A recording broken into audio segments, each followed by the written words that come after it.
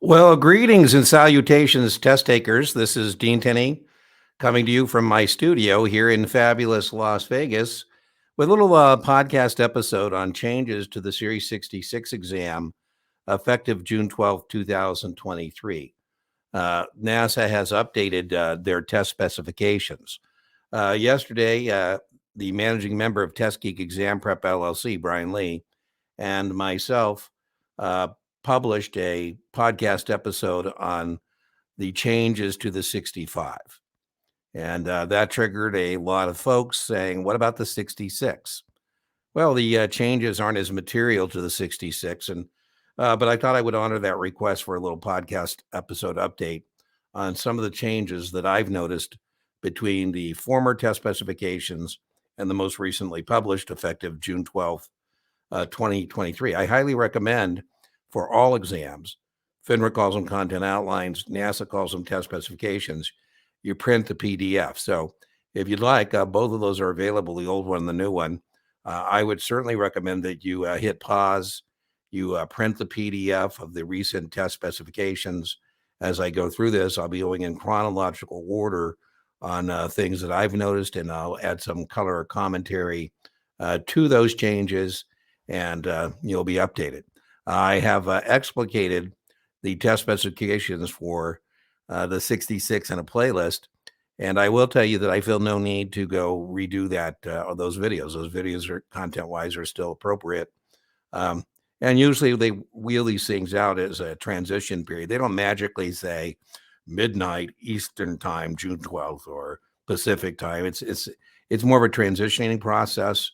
And when they introduce new questions, they have to test them for validity. And so they're experimental questions through that test of validity before they actually start counting. So it would take a while. NASA actually takes longer for these transition periods than does FINRA traditionally. So in other words, you won't abruptly see any of these changes on June 12th. What I would expect is we'll hear some debrief on these issues that people may have encountered as experimental questions. We're not allowed to ask you like, what was question 35, but we can say, hey, what were you prepared for? Not prepared for. You say, hey, Dean, I got this question on a QDIA. Go, oh, there we go. It's showing up. So that's the kind of thing.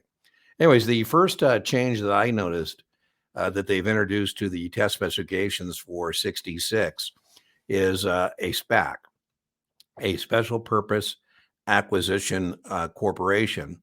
It's a company without commercial operations, and it's formed strictly to raise capital through the IPO for the purpose of acquiring or merging with another company. This has traditionally been around forever. It's called a blank check company.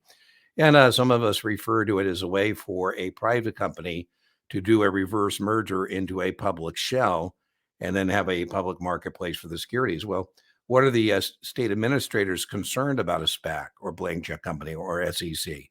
The concern is by avoiding the traditional IPO process, by avoiding the traditional S1 registration, cooling off period, they avoid due diligence.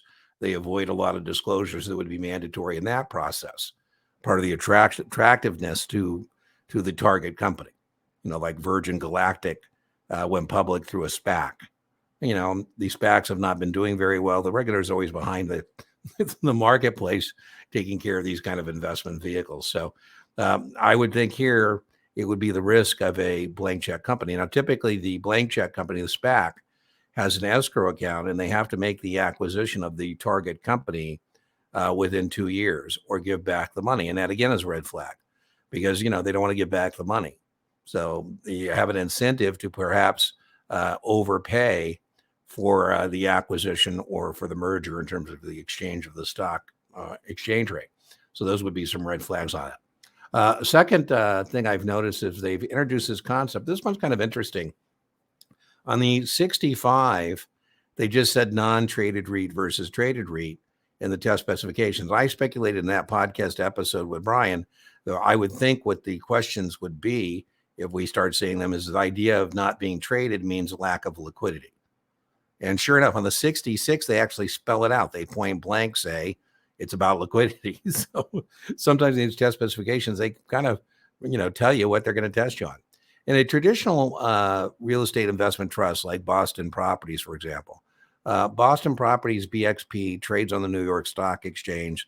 You get quarterly reports, you get an annual report. There's a lot of transparency.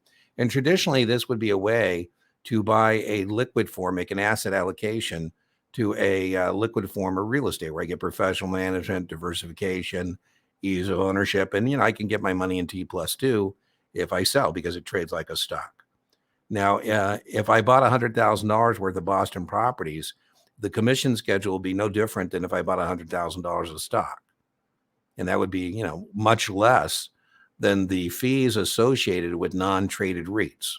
In a non-traded REIT, that same 100 grand might have promotional expenses. Well, let's just talk about commission. I, as a broker, getting you involved, my firm may make an 8% commission on the $8,000.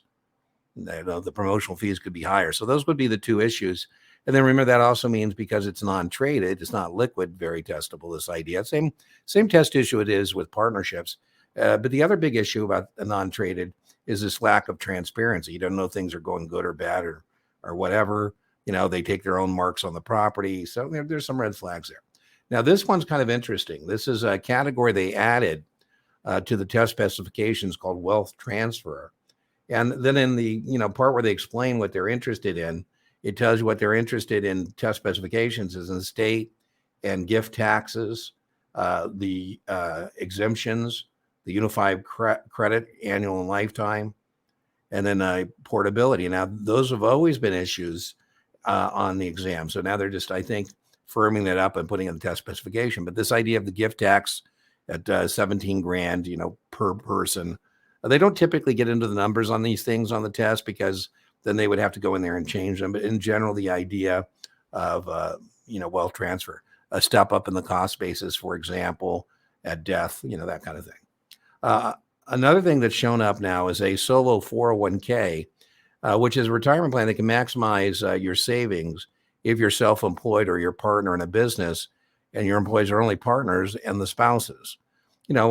I'm dating myself, but decades ago, we had a very popular thing called a KEO plan for self-employed individuals.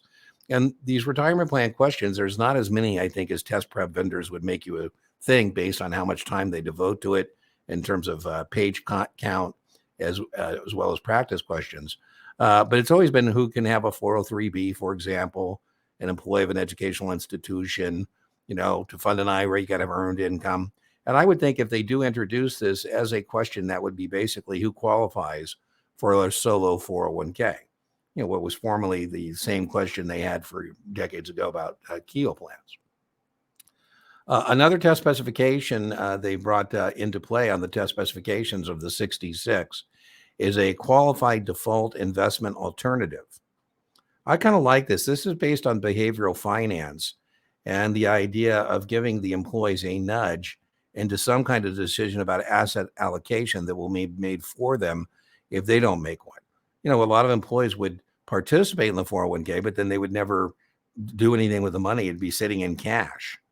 And so this gives us the employer under ERISA an exemption from their fiduciary responsibility to actually make an asset decision for you. So this means, the default would be in your 401k, for example, that you're going to go into a life cycle fund or target retirement date fund, a balanced fund, or professionally managed account. These would be appropriate for a qualified default for somebody participating in a qualified plan. I like it. I'm a big fan of it. I think the questions here would be, you can't, for example, use the default to be investing in your own employer's securities. No, right? So it would be the ERISA kind of a question. Only a couple questions on ERISA. I don't know if this one will even make the cut, so to speak. New thing on the community, on the test specifications is community property with rights of survivorship. This actually just combines joint tenancy and community property into one form of holding title.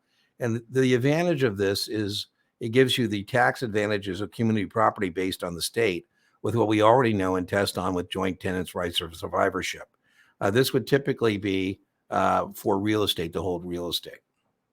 Another new thing that shows up in the test specifications of the 6D6 is payment for order flow. Payment for order flow is compensation a broker receives for routing orders to a particular market maker. In securities exams, we would call that the preferenced market maker. And one of the things that was on your 66 and still is this idea of best execution.